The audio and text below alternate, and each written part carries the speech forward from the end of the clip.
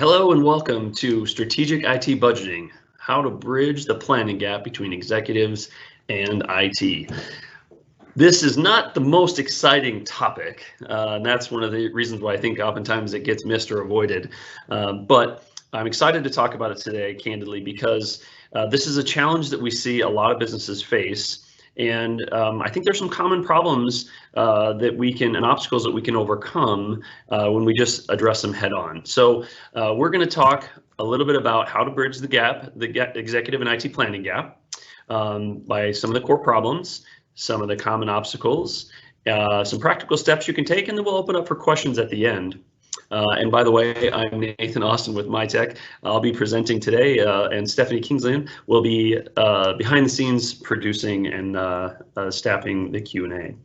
With that said, I want to mention, while open for questions is noted here at the end, we'd always welcome questions in the Q&A panel throughout the session, and Stephanie will either work to answer them offline or we will interject them at the end of the session. We go for about 30 minutes of content today, and then we'll again open it up and dig into any questions you may have. All right. Strategic and executive and IT planning. Before we dig in, I always like to spend just 1 minute about MyTech. Ultimately, we are a business and technology consulting organization. We only work with small and medium organizations that are either right now in the Minnesota or the Colorado markets, or basically in a market where we have a physical office, because we know that we can do what we do remotely. However, we like to be able to get face to face, and sometimes you have to come on site and turn a screwdriver, or let's face it, sometimes you have to kick a server from time to time. Just kidding, we don't actually kick them. But ultimately, over the last 20 years, we have learned that we can achieve proven results, which is, I believe, ultimately what people want out of their IT, is proven results. And that allows us to help remove IT challenges that your business may face, so that you can focus your time and your energy on serving your clients or your customers better and being more adaptable to the other challenges that we all face as businesses on a regular basis. Putting that all together, our clients achieve 4 times more value and productivity from their IT investments. And if you'd like to learn more about that, we would love to have a conversation with you. If not, that's okay. We hope that this content is valuable for you and you can apply it in your business and make some adjustments to if it helps. Okay, so I always like to start with the core problems, because the clearer you are about the problem you're trying to solve. My experience has shown me, and as well as working with lots of other small businesses and other departments and teams, is that the clearer you are on the problem you're trying to solve, the more evident the solution to the problem becomes.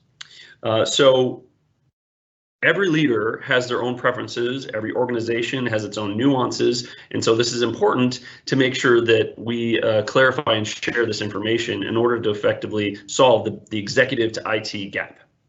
So first of all, we believe that we want to ensure, one of the problems we're trying to solve is we want to ensure that the IT, the investment, the IT team, the rules, regulations, the way IT is structured and how it supports the organization is aligned with organizational goals and initiatives. If there's never conversations that happen between those two departments, the executive team and the IT team, it's really difficult for IT to be able to actually build a plan and help support. We have had an experience, one that comes to mind is we had a couple internal IT department members come to us, and they told us we were asked by our CFO to build a budget for next year. And so we asked, one of the first questions we asked was, well, what is the CFO, what does the business ask you to help address? What problems are they hoping you help solve? And they both shrugged their shoulders. They had no idea. So it's going to be really hard to build a budget to hit a target when the target has not yet been defined. So that's one of the problems we're trying to solve. The other one is we want to address and prioritize organizational liability and risks. The reason why I threw the prioritize in there is because not all businesses can't solve all problems at the same time. There's ultimately some sort of prioritization that needs to happen.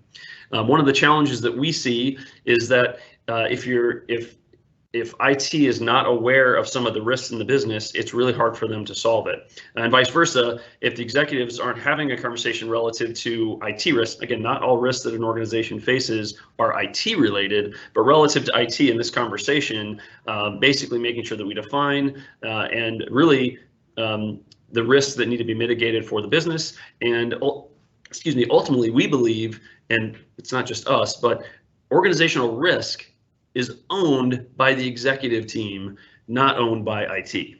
So that's one of the things that we want to help address. The other problem we want to solve is we really want to minimize financial surprises by helping build a plan and a budget. Now, I don't know many or really any business owners that enjoy a surprise saying, oh, by the way, we need to spend an extra 20,000 or 50,000 or whatever the number is to replace this piece of equipment. And we need to do it tomorrow. Well, I would imagine most, but I don't know any business owners that want that surprise. They'd rather know about it in advance and be able to have a plan for it so they can build it into the budget and the priorities. So whether or not you like planning, I can bet you probably don't like those kind of surprises. So that's one of the other problems we are working to solve today. Okay, let's take the next step. So some of the common obstacles, so those are problems we're going to solve. So let's talk about the common obstacles that we see relative to being able to solve those problems.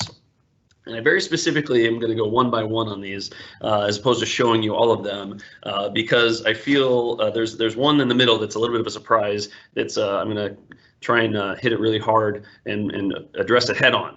But starting with a communication gap. One of the challenges that we see is that the business people or the executives are speaking one language of the business and financials, and IT is speaking a completely different language with completely different acronyms.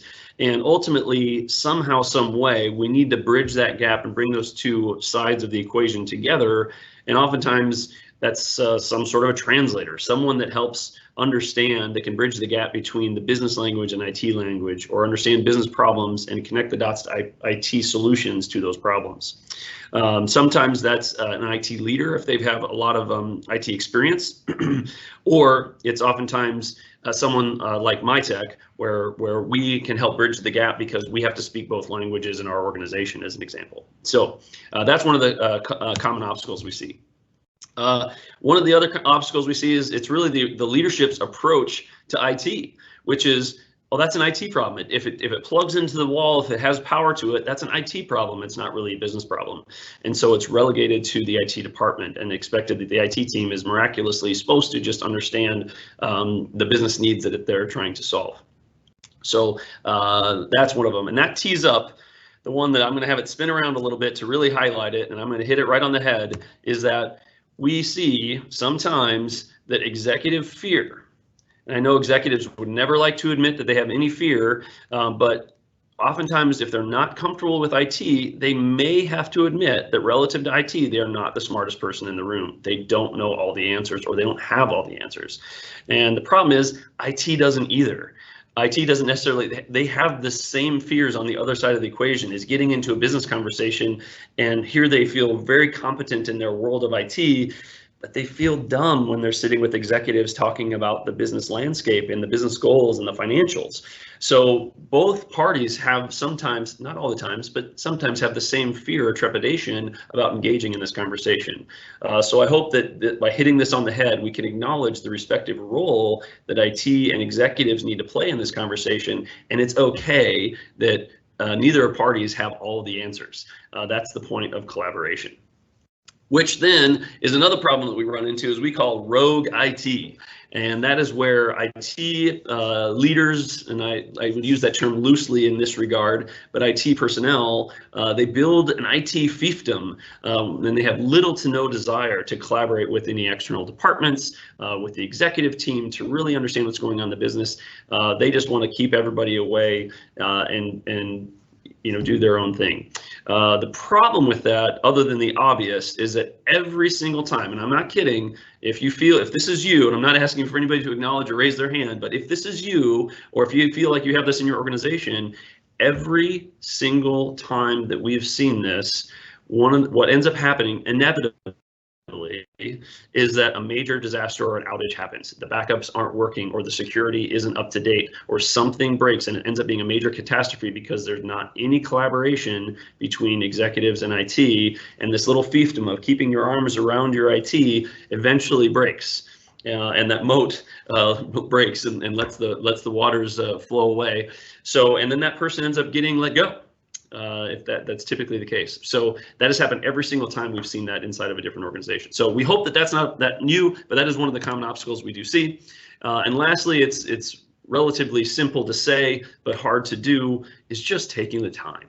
Planning requires being intentional about identifying a goal, identifying a target, looking into the future, and reverse engineering that future back to what do you need to be doing today in order to make that plan come to fruition tomorrow. So that's one of the things that is a common problem too.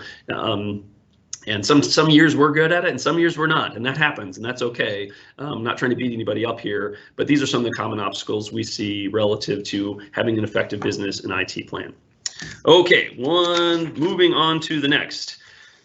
Okay, so sorry, double click there. So now I'm going to dig into some practical steps, and I'm going to go through two core templates and documents that we'll provide to you, anyone who registered or attended, as a follow-up.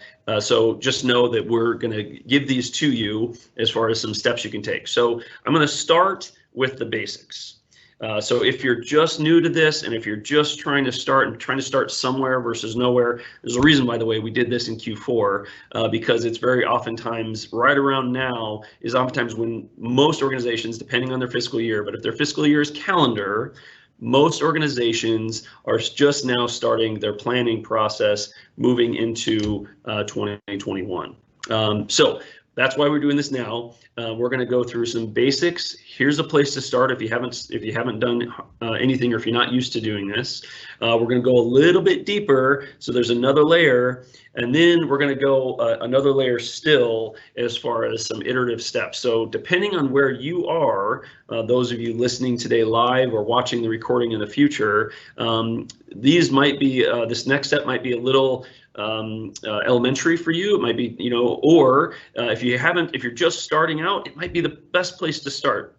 So I'm not proposing that each one of these or all of these are the end-all be-all answer to everyone. However, we're hoping to at least give you some practical steps that you can take to start the process and start working together between the executive components and stakeholders of your organization with the IT team, whether that's someone like MyTech or internal constituents or a third party, other like MyTech, but somebody else. All right, so we're going to start with the basics. One of the fundamental components that we believe is overlooked, but is a really critical step, is really, let's talk about defining key business requirements, and I'll get to the specifics as I go through the document template. Then know what you have. The reason why I say that, I'm going to spend a little more time on this part right now, is that if you don't know what you have, i.e. what assets you have, what computers you have, what firewalls you have, switches, etc., all the physical assets that you have from an IT perspective, it's really hard, if not impossible, to secure those assets, as well as budget or plan for those assets. So one of the first steps to building a plan and a budget is knowing what you have, which is easy to say and not always easy to do, but we won't get into those details now. But that's one of the things that we want to start with. Then we recommend building a criteria for your lifecycle management budget, which effectively helps give tools into your IT department's hands, so you as an executive aren't having to refresh and rehash the same conversations every month or every quarter or every year when your laptop needs to be replaced, or that desktop needs to be replaced, or that firewall needs to be renewed. You can plan that out based on building these criteria, and we'll show you that. And then review and adjust as needed. I mean, if this year has shown us anything, the best laid plans can get disrupted, and you need to review and adjust, and that's okay. But start by building a plan, because it gives you a great foundation. Okay, so now we're going to go to, so this is the basics. I'm going to move over to a document that we call, it's just a lifecycle and asset management executive summary. So this is where we said start with the basics, because one of the challenges, and this is just starting to build the bridge by helping the IT person understand more of the business, and then helping the business understand a little bit more of the IT. So we're starting to build these two pieces together. So we believe building this plan is a good foundation. So for instance, if your IT person doesn't know what your fiscal year is, it's going to be hard for them to put together a plan that corresponds or aligns with that. But just because your fiscal year, hypothetically speaking, let's say it's calendar for this conversation, doesn't necessarily mean that the IT person knows when you want the budget for next year or the plan. So again, this is not necessarily about trying to create some, this is what I have to spend next year. It's really trying to alleviate one of those problems of, I don't want any financial surprises. This allows you, doesn't necessarily mean you avoid all financial surprises, but this mitigates a lot of the foundational IT financial surprises you can have relative to IT. So again, building, when do you want the budget for the next fiscal year? Again, let's say it's December 1st for sake of argument relative to this conversation here. The next one is, how would you like that IT person to build the plan? What I mean by that is quarterly versus annual, or sometimes maybe even monthly. Oftentimes if you're trying to spread out your cash flow, or do you typically make significant purchases, or do you want to be ready to make a purchase at the end of the year to potentially offset to take some tax advantages of maybe buying something before the end of your fiscal year versus the next? Or do you want to do you have a seasonality to your business, and so that after a busy season you have more cash available to make that investment, and so you want to get the budget ready for that because that's a good time to make change, but not make change or make investments during your busy season. So these are just little things that we talk about, like share. Again, it's bridging the gap between helping IT, because they don't always understand the business, helping them understand some of these business parameters and ways that you need to navigate operating the business, and helping IT get some visibility into that. And then one of the other ones, again, starting with some of the basics, is as an organization, do you prefer to make cash investments, just spend, pull it out of cash flow to make these investments, or do you like to finance them because you'd rather hold on to your cash to be able to use it in other areas of the business? Neither one is right or wrong. It's just, what are your preferences and how do you want the IT person to tee up that conversation? And it might be that the IT person doesn't really need to know because they're not even involved in the back end financial aspects of the transaction, and that's okay too. But it definitely helps as a third party. I can say my tech likes to know that, because we can even help bring in financial partners that can maybe help build out an operational expense versus a capital expense. Again, it's totally an organizational preference, but understanding what your preference is a good start from a business perspective. So now we just talked about how we can start building the basics of the bridge from the executive side to IT, again, starting with the basics. And then now we're going to talk about how can we start IT helping bridge the gap, starting to build that bridge towards the business. So again, starting with what you have. Know what you have from an asset perspective. So this isn't the list, some big spreadsheet of all the different assets you have and when they were purchased, but this is an example of the criteria or the rules you can build so that you can solidify these rules and have this conversation one time, as opposed to every single time a laptop goes on the fritz, or every single time a laptop gets, or a desktop gets to be 4.5 years old. You don't have to you don't need to rehash this conversation with the IT person, or the IT team doesn't need to be handheld or hamstrung, so to speak, or with inaction, or paralyzed with inaction because they're not sure if they're meeting your requirements. So, and it's really simple. Understand the different assets you have, and these different assets, and I'm not going to go through every single one in detail, but I'm going to give you some highlights. Every one of these assets has a typical life cycle to them, somewhere between 3 and 5 years, where you can, if you buy something today, you can already build out and know that 3 to 5 years from now, depending on what the asset is and what your business rules are, you can know and start building into your long-term IT roadmap. Again, it's simple from a budget perspective. So I'll give you an example of the firewalls. So firewalls, the reason why, for instance, we recommend building a budget at 48 months is not necessarily because, and this is just an example of a conversation that we hope the IT team can help with the executive team, so that the executive team is informed to be able to make a decision. That's all we're trying to do here, is give information so that we can all make decisions. So using firewalls as an example, firewalls are one of those assets that it doesn't mean the lights stop blinking at 48 months. It's not what that means. It means that there are things relative to firewalling technology that might warrant budgeting for the replacement before the 5-year mark, when it's probably going to be end of life, or you don't want to count on the equipment because it has an increased probability of failure. I'll give you 2 examples. One, internet bandwidth. Internet bandwidth is growing very, very quickly, faster than what some firewalls can keep up, and being able to secure that bandwidth and deliver the bandwidth through as throughput. So meaning that if your bandwidth is 100 and your firewall can only do 50, well, you're paying for bandwidth that your firewall can't adequately secure. So it either has to not secure it, or it has to not deliver the speed that you're paying for. So that's one of the things that does change over time. And so acknowledging that firewalls might have that limitation is an example of why putting that at 48 months versus, say, 60 months, for example. The other one is threats evolve rapidly. So firewalling technology needs to also evolve. So a firewall manufacturer needs to try and look 5, 7, 8 years into the future for a life cycle of a model of a piece of physical equipment and try to predict what resources will it need in order to keep you secure for the years to come.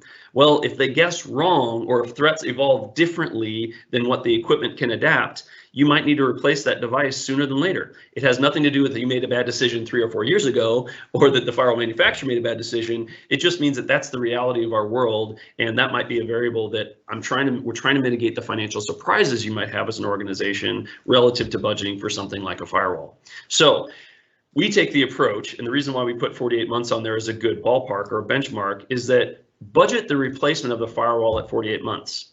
But as that time comes closer, you can evaluate those 2 criteria as an example. Are we still being able to secure the bandwidth that we're paying for? And is the firewall keeping up with current threats? And is it working fine? If the answer is yes to all 3 of those questions, well, instead of replacing the firewall, you can renew it for another year, and then you can budget replacement for it next year. We take the approach, we'd rather have the money budgeted and not spend it than have the money but not budgeted and then have to spend it. Again, that financial surprise that we were talking about earlier. So that's an example of these assets and being aware of what you have so that you can define rules around them, because then your IT team or IT, whether it's an internal department or an external company like MyTech, we can basically build a long-term roadmap and forecast out expenses, replacement expenses, at least for the next year, if not the next 3 to 5 years with the assets you have. So this is a great place to start if you're working to build a lifecycle management plan. You're starting to build the executive to IT and bridge that gap between those 2. All right, so that's the basics. I spent the most time there, but that'll tee up the rest of the conversation. So another layer deeper is digging into, again, bringing that bridge closer together from either side, really digging in deeper to the business, financial, and organizational characteristics and overview, looking at goals and initiatives 1 to 3 years out. You know, this is part of helping your IT leader, whether it's your IT team like MyTech or an internal team or person, is helping them understand the business better over time. You're not just going to be able to, if you've been an executive for 10 years or 20 years, that knowledge doesn't transition immediately. It takes time. So, you know, start building those layers a little bit deeper. And so this process will help you do that. Also look into the future, goals and initiatives 1 to 3 years out.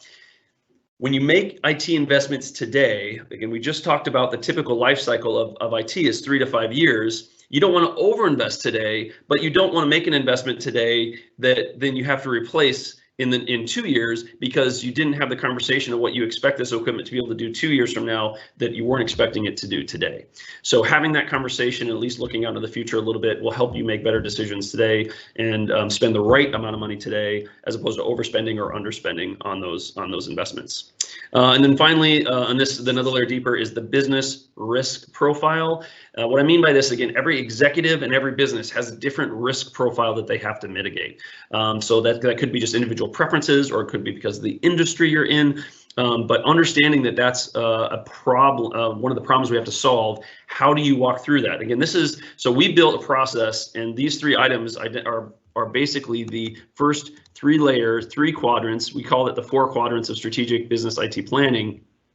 What those 3 things I just mentioned are the first 3 quadrants.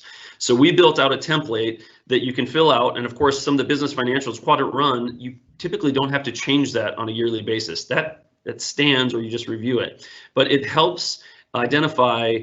It goes another layer deeper as far as, you know, your business seasonality, you know, your clients, hours of operations you expect, you know, those kind of things. Some of this is designed for external parties like us, but it could also help your internal IT team.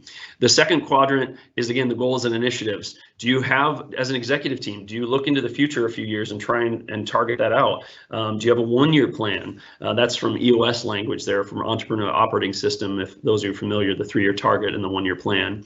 Are there specific problems you're trying to solve, obstacles to overcome? Are you doing any type of expansion, acquisitions, or are you trying to see if the organization to sell? There's different activities that IT can help you make, or help support anyway, if they understand the target you're trying to hit. So this just helps define the target with a little bit finer point than the basics did.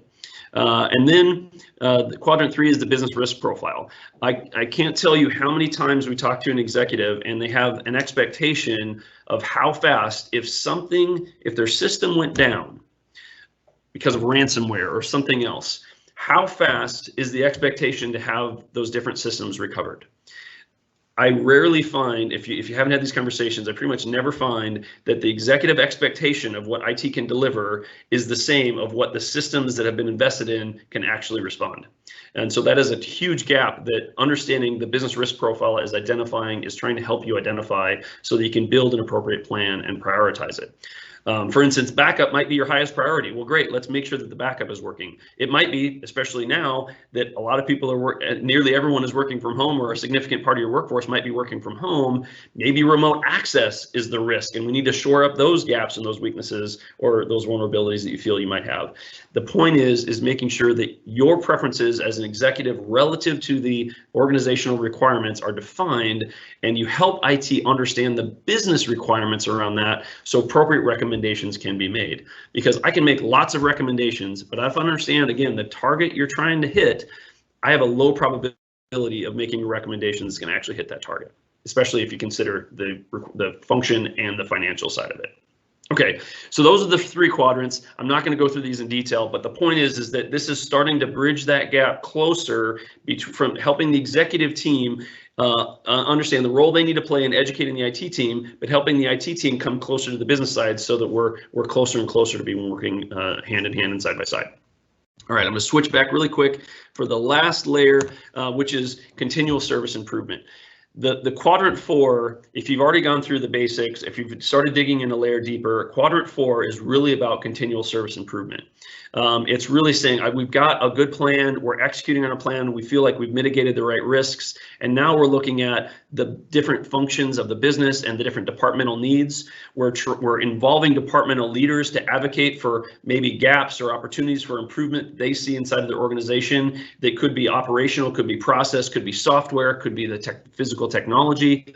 And then executives in IT should help prioritize those different objectives and initiatives and help consolidate the efforts across teams and departments. One of the things that we see every once in a while, this doesn't happen all the time, but where there's functionality that exists in a tool that a department over here is using, that this department over here wants to be able to fulfill a function, and they buy a completely separate and different tool to solve a problem that they could solve with this tool that they've already paid for.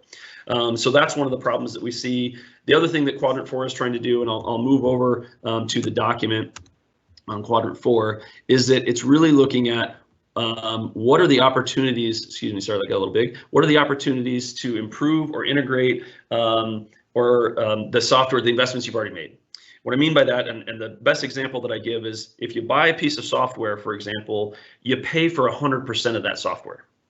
The software provider doesn't say, well, you're only going to be using 50% of the license, so I'll give you 50% of the cost. How's that sound? They don't do it that way. If you're only using 50% or 25% or 10%, you pay for 100%. So there's the opportunity gap or return on investment gap that quadrant 4 is designed to be able to help you realize and achieve over time. So if you can go from 25% to 30% or 50 to 52%, we're making incremental, iterative process improvements and functionality improvements and hopefully efficiency improvements in your team. This one takes a little bit more and regular iteration as opposed to just building a long-term plan and budget. That's why I added this last. But if you've done the first the first quadrants, and you've done the basic life cycle planning, this is the one where you can really start driving return on investment of your solutions that you've already built inside your organization. Okay, and we're going to provide that template for you. Finally, we also wrote an article because we wrote an article recently, which we'll share with you, and I'll highlight it. But we really found there's 3 reasons to move from transactional to strategic if you have an IT partner. This conversation is independent of whether or not you work with a third party like MyTech or an internal team, because the concepts still apply. But if you are working with an external partner, if they're not helping you with these conversations, they might not be the right fit for you. And again, that's why I say the right fit. If they are helping you with these conversations and you're happy with what they're doing together, great, you should stay with them. But if you're not having these conversations, chances are you're not mitigating the appropriate organizational risks that you have, and you should work together with your IT partner or find a different IT partner to help do that. And then really you can plan for the future and invest in your success. And what I mean by invest in your success, because typically once you go down this path, and I'll set the expectation clear, especially for the executives listening, this usually means you're going to spend more money on IT. But the benefit is far more significant than the incremental increase that you're going to spend on IT. You're going to have less operational downtime. You're going to have faster recovery whenever something does go wrong. You're going to have improved scalability for your team and department and your functionality, and you're going to have greater budget visibility and dramatically reduced organizational risk. Those are impacts that I hope that everyone is able to achieve. And again, this is why we've built this process of helping bridge the gap between executives and IT to help our clients achieve and mitigate those risks and achieve those benefits. All right, so we're going to share that with you. So here's the summary. Here's the recommended steps. Start with the basics. First step is to know what you have, build a basic plan for it. If you've already there, that's too elementary for you, you're beyond that, go deeper. Help bridge the gap a little further between your executive team and your IT team. Both parties come together and help educate each other so that you can come together better in the future. Build a plan to achieve those goals and to mitigate the risk. Once you've done that, then look at the next layer, which is really looking at department by department, bringing in those operational leaders in your organization to help incrementally improve every single department, as even the handoffs between those departments to increase efficiency, minimize the manual duplication of data entry, and get more consistent processes for your clients or customers. We do recommend that you review this plan quarterly, right? Because best laid plans change. It's okay if the timing and execution of those plans adjust and change accordingly.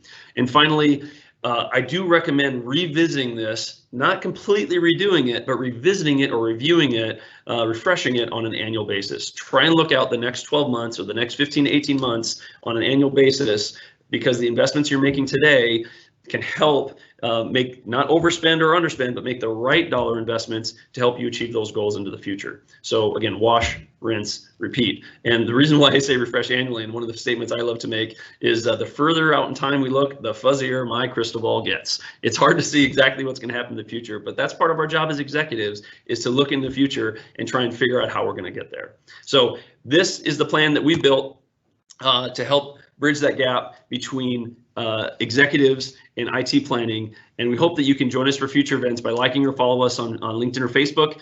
Share these events with anyone who can benefit, especially the recording that we'll send to you afterwards. We have future events published at mytech.com/events. And we have monthly power user groups that are for those O365 or Microsoft 365 power users. So with that said, I want to thank everyone so much for attending today. I ran a couple minutes long. We have so much more content that we could have shared and gone through, but I do appreciate your time today, and I'd love to open it up for questions. Before we do, for those of you who have to drop off, thank you for coming, and you will get a copy of the recording, a link to the recording, and all these templates that I shared with you today. And for those that can stick around, let's open it up for questions and let's dive a little deeper. Awesome, thanks, Nate. There are no questions right now in the Q&A panel. If anybody has a question, please feel free to post it in there and we'll make sure and address it. Yeah, very good. I figured this was a topic that might not necessarily have questions, but I wanted to go back as a refresher, mainly to, forgive me, I'm just trying to find the right, is the common problems that we end up seeing. I'm just gonna, that's not what I wanted. I'm gonna go back to the common problems, common obstacles. This is the one that we see the most here. I'm just gonna go back, sorry about that. These right here, the common obstacles that we see, and the biggest one is, executives that especially if you've been in the industry or been in your career for a while, IT has evolved a lot in the last 10, 15, 20 years. And where IT used to be, you just have a computer and you might have a basic piece of software. As you grow and you need more collaboration, it oftentimes and as an executive, you get further and further away from the operational flow and the tactics of how the business operates. The problem with that is that if IT then, if you're like, I don't really understand the IT, that's Sally or Joe. Well, if Sally or Joe don't understand your business as well as you do, which they most likely don't, if you stay out of this conversation, you're basically relegating the strategy of your business from an IT perspective, the mitigation of risk from an IT perspective, and whether or not you're in a position to achieve your goals into the future, you're relegating that to Sally or Joe. So I understand that this might be an uncomfortable conversation that executives need to have. That's why we're here to help, to facilitate. That's why we built these templates, is to help identify the role the executives need to play and the IT need to play in effectively facilitating this conversation to build a good IT budget and a long-term strategic plan. So that's all I'm challenging you with, is that it's okay to admit that you don't know everything. It's okay to bring those parties together. Again, if you're just starting with the basics, or if you're going a little bit deeper, or if you're starting to engage the departmental leaders of the organization, that's a healthy thing to have happen, and I wish you all the success in doing that. I'm going to pause one more time for questions, and then I have one last thing to mention if there aren't any questions or after the next question comes through. Nope, no questions, Nate.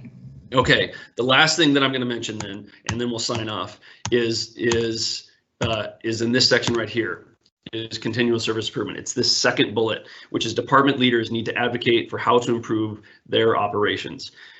One of the challenges that we have seen relative to this step, which is why this is the last step, it's the highest, not the highest, it's a higher level of maturity for how your organization operates and how you leverage IT, which is why I put this step as like the last phase as you're working on this path.